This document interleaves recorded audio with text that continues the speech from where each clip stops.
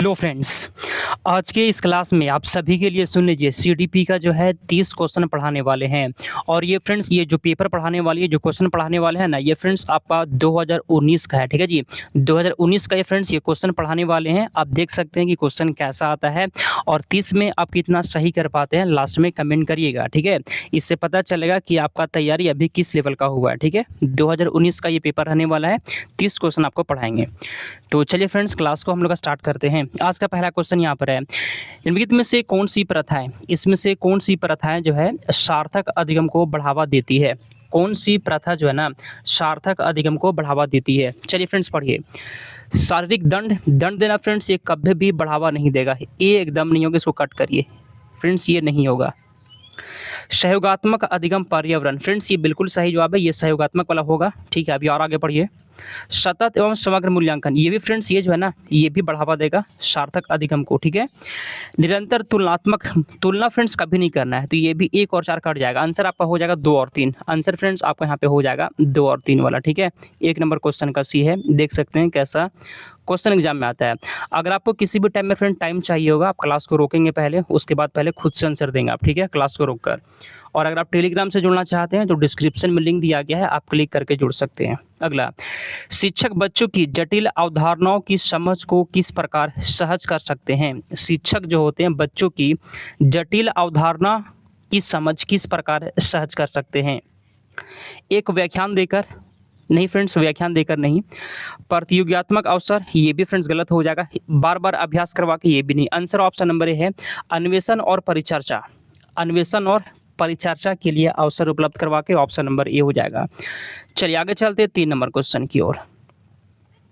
चलिए अगला क्वेश्चन यहाँ पे कहता है, एक प्राथमिक विद्यालय की अध्यापिका बच्चों को एक प्रभावशाली समस्या समाधानकर्ता बनने के लिए किस प्रकार से प्रोत्साहित कर सकती है? तीसरा का कमेंट करिए आप लोग।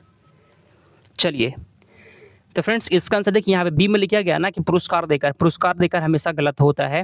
केवल देखिए फ्रेंड्स, केवल परिचयात्मक ज्ञान केवल हमेशा गलत होगा। गलत उत्तर को स्वीकार करके और दंडित करेंगे, ये भी गलत हो जाएगा। बच्चों को कभी भी दंडित नहीं करना है, तो इसका आंसर ऑप्शन नंबर ए वाला हो जाएगा। बच्चों को सहानुभूत अनुमान लगाने के लिए प्रोत्साहित करके तथा उसी पर आधारित विचार मंथन करके। चलिए 4 नंबर क्वेश्चन यहाँ पे कहता है, निम्नलिखित में से कौन सी द्वितीयक समाजीकरण का एजेंसी है? द्वितीयक समाजीकरण बताइए, इसमें से कौन हो जाएगा जी? कमेंट करिए। तो परिवार फ्रेंड्स प्राथमिक होता है, ये नहीं होगा। इसमें भी परिवार है, ये भी नहीं होगा। अब बताइए चौथा का। तो फ्रेंड्स यहाँ पे आपका डी वाला हो जाएगा, विद्यालय और मीडिया। विद्यालय और मीडिया जो है ना, ये द्वितीयक में हो जाएगा। ठीक है, चलिए 5 नंबर, निम्नलिखित अवधि में से किस में शारीरिक वृद्धि विकास तीव्र गति से घटित होती है? किसमें जो है ना शारीरिक वृद्धि और विकास तेजी से होता है? बताइए तेजी से होता है विकास, कमेंट करिए। तो किशोरावस्था नहीं।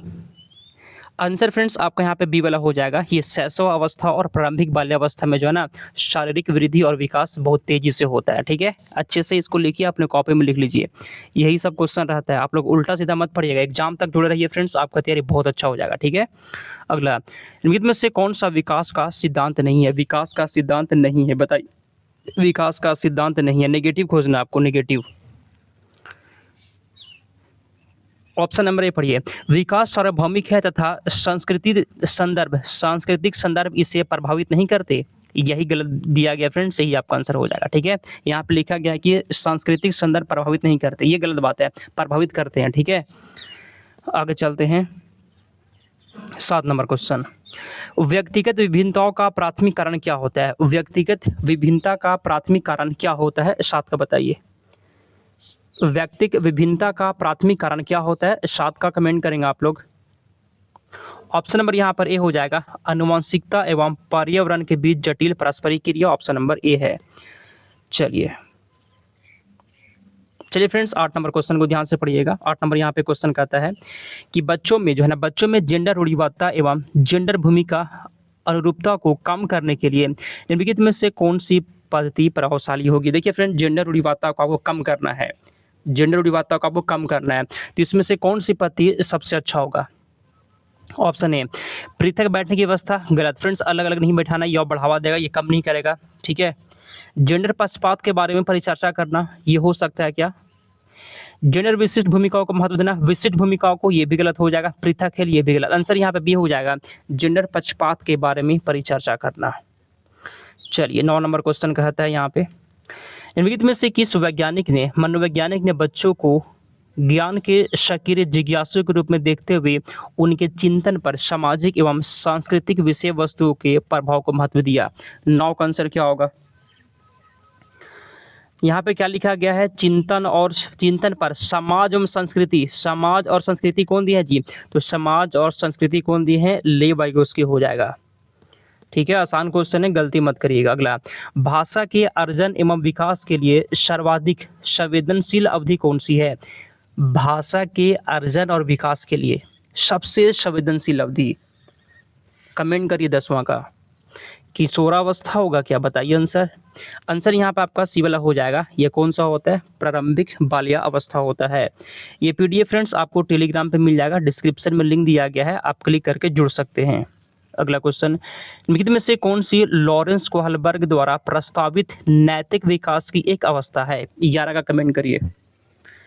कौन सी लॉरेंस कोहलबर्ग के द्वारा प्रस्तावित नैतिक विकास की एक अवस्था है? आंसर यहाँ पे सी हो जाएगा, सामाजिक अनुबंध अभिविन्यास, ऑप्शन नंबर सी है। आगे चलते हैं 12। कक्षा में परिचर्चा के दौरान एक शिक्षक प्रायः लड़कियों की तुलना में लड़कों पर अधिक ध्यान देता है, यह किसका एग्जाम्पल है? कमेंट करिए तो। कक्षा में परिचर्चा के दौरान शिक्षक प्रायः लड़कियों की तुलना में लड़कों पर अधिक ध्यान देता है, यह किसका एग्जाम्पल होता है फ्रेंड्स? 12 का बताइए। ये आंसर यहाँ पे हो जाएगा, जेंडर पक्षपात का है। चलिए अगला क्वेश्चन यहाँ पर 13। बच्चों के संज्ञानात्मक विकास के संदर्भ में निम्नलिखित में से कौन सी पियाजे की संरचना है? पियाजे की संरचना कौन है? प्रबलन, स्कीमा, अवलोकन, अधिगम या फिर अनुबंधन? फ्रेंड्स यहाँ पे 13 नंबर क्वेश्चन का आपका हो जाएगा, पता है क्या जी? आंसर यहाँ पे बी हो जाएगा, स्कीमा, पियाजे की संरचना है। अगला क्वेश्चन, चलिए, दीक्षा पहेली को करते समय 5 वर्ष की नजमा स्वयं से कहती है नीला टुकड़ा कहाँ है? स्वयं से कहती है नीला टुकड़ा कहाँ है? नहीं, यह वाला नहीं, गाढ़े रंग वाला, जिससे यह जूता पूरा बन जाएगा। इस प्रकार की वार्ता को वाइगोस्की किस तरह से संबोधित करते हैं? बस आपको ये समझना है ना कि 5 वर्ष की नजमा जो है वह खुद से बात करती है, तो वाइगोस्की के अनुसार ये क्या है बताइए? अगर बच्चा खुद से बात करता है तो वाइगोस्की के अनुसार यह क्या होता है? बस इतना बताइए आप। इसे कहते हैं व्यक्तिगत वार्ता कहते हैं, प्राइवेट स्पीच कहते हैं इसको। आगे चलते हैं 15। बच्चों को संकेत देना, ठीक है जी, बच्चों को संकेत देना, आवश्यकता पड़ने पर सहयोग प्रदान करना किसका उदाहरण है? आसान क्वेश्चन है, बच्चों को संकेत देना या फिर सहयोग प्रदान करना, ये फ्रेंड्स इसको कहते हैं पाठ या ढांचा कहते हैं, ऑप्शन नंबर ए वाला हो जाएगा। ठीक है, आगे चलते हैं, अगला क्वेश्चन 16। चलिए फ्रेंड्स, एक लाइक करिएगा और हो सके तो चैनल को सब्सक्राइब कर लीजिए, आपका तैयारी फ्रेंड्स बहुत अच्छा हो जाएगा। ठीक है, चलिए आगे चलते हैं 16। निम्नलिखित व्यवहारों में से कौन सी जीन पियाजे के द्वारा प्रस्तावित मूर्त संक्रियात्मक अवस्था को विशेषित करता है? कहने का मतलब है ना कि जीन पियाजे के द्वारा प्रस्तावित मूर्त संक्रियात्मक अवस्था की क्या विशेषता है? 16 का सही जवाब, मूर्त संक्रियात्मक अवस्था। प्रतीकात्मक खेल नहीं, परिकल्पित निगमनात्मक तर्क ये भी नहीं। आंसर यहाँ पर आपका सी वाला हो जाएगा, संरक्षण एवं कक्षा समावेशन, ऑप्शन नंबर सी है। आगे चलते हैं 17 नंबर। आकलन का प्राथमिक उद्देश्य क्या होना चाहिए? आकलन का उद्देश्य क्या होना चाहिए, क्या लग रहा है आपको बताइए? आकलन का प्राथमिक उद्देश्य क्या होना चाहिए फ्रेंड्स? 17 का बताइए। ऑप्शन बी में दिया गया श्रेणी निश्चित करना, गलत हो जाएगा। अनुत्तीर्ण अंकित करना, रिपोर्ट कार्ड में फेल या पास को अंकित करना, ये आकलन का उद्देश्य नहीं होता, दोनों कट गया। सी, संबंधित अवधारणाओं के बारे में बच्चों की स्पष्टता तथा भ्रांतियों को समझना, बिल्कुल सही जवाब है, आंसर सी हो जाएगा। आगे चलते हैं 18। निम्नलिखित कथनों में से कौन सा बुद्धि के बारे में सही दिया गया? बुद्धि के बारे में कौन सा सही दिया गया बताइए? कौन सा बुद्धि के बारे में सही दिया गया है फ्रेंड्स? कमेंट करिए तो। 18 का फ्रेंड्स ए पढ़ते हैं, बुद्धि बहुआयामी होता है तथा जटिल योग्यताओं का समूह होता है, बिल्कुल ये सही जवाब, आगे मत पढ़िए, यही फ्रेंड्स आंसर आपका हो जाएगा। ठीक। ठीक है, चलिए आगे चलते हैं। 19 नंबर, रूही हमेशा समस्या के एकाधिक समाधानों के बारे में सोचती है।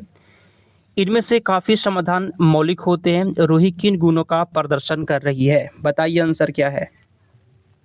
रूही जो है ना हमेशा समस्या के एक से ज़्यादा समाधान के बारे में सोचती है।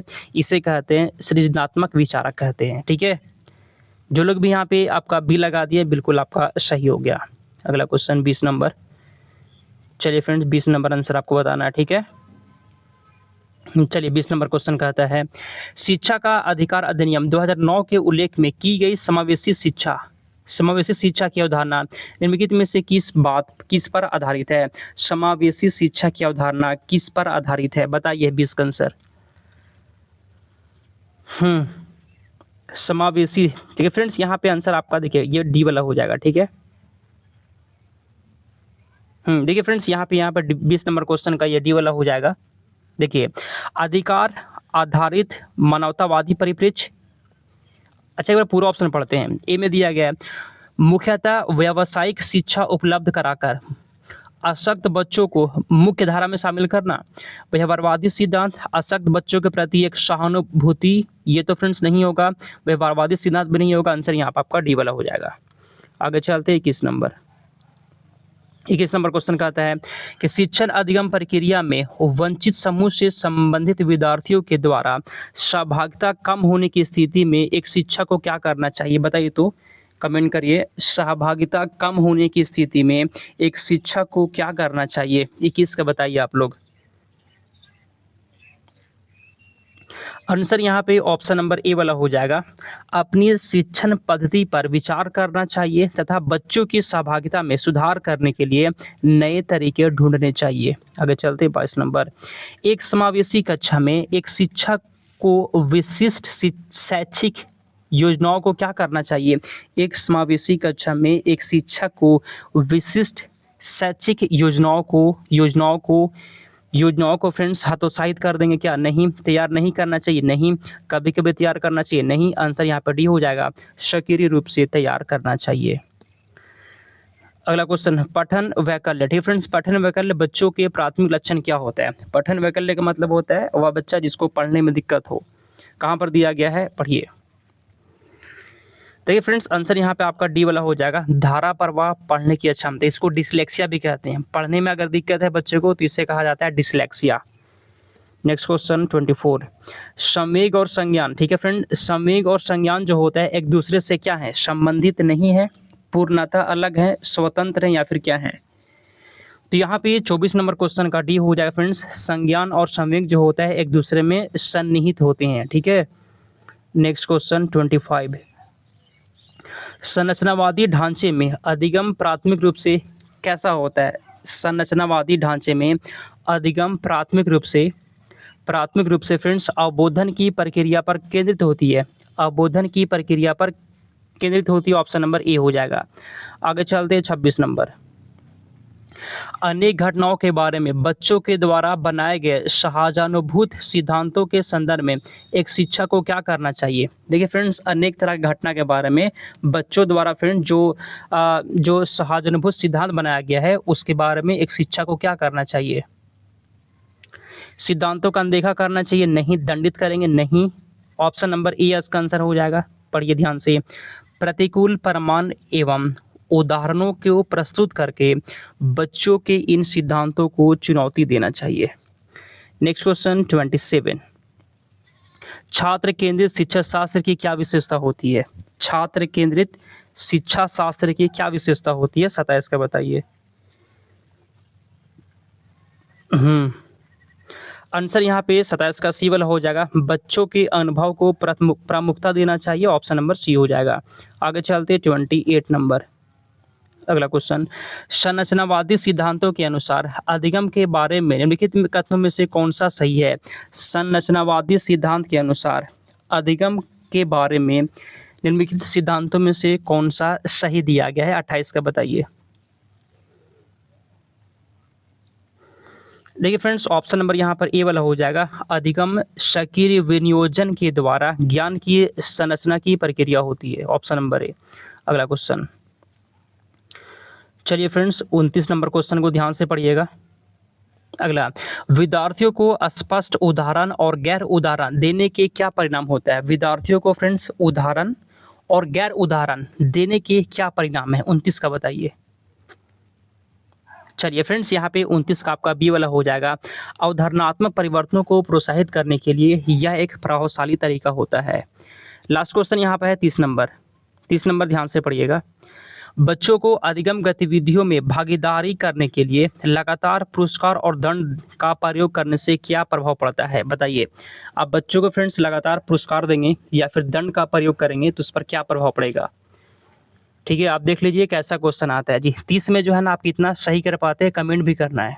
ठीक है फ्रेंड्स, देखिए यहाँ पे ऑप्शन ए, अधिगम में बच्चों की स्वाभाविक अभिरुचि और जिज्ञासा कम होती है। ठीक है फ्रेंड्स, अगर आप बार बार देंगे ना पुरस्कार या दंड तो बच्चों का जो स्वाभाविक रुचि होता है और जिज्ञासा ना वो कम हो जाएगा। ठीक है, ऑप्शन नंबर ए हो गया। 30 में आप कितना सही करती हैं बताइए। यह क्लास 2 बजे से होता है, आप सभी को टाइम पे 2 बजे जुड़ जाना है। क्लास अच्छा लगा हो एक लाइक करिएगा, चैनल को सब्सक्राइब कर लेना है। ठीक है फ्रेंड्स, चलिए हम लोग क्लास को समाप्त करते हैं, मिलते हैं अगले क्लास में। चैनल को सब्सक्राइब कर लीजिएगा।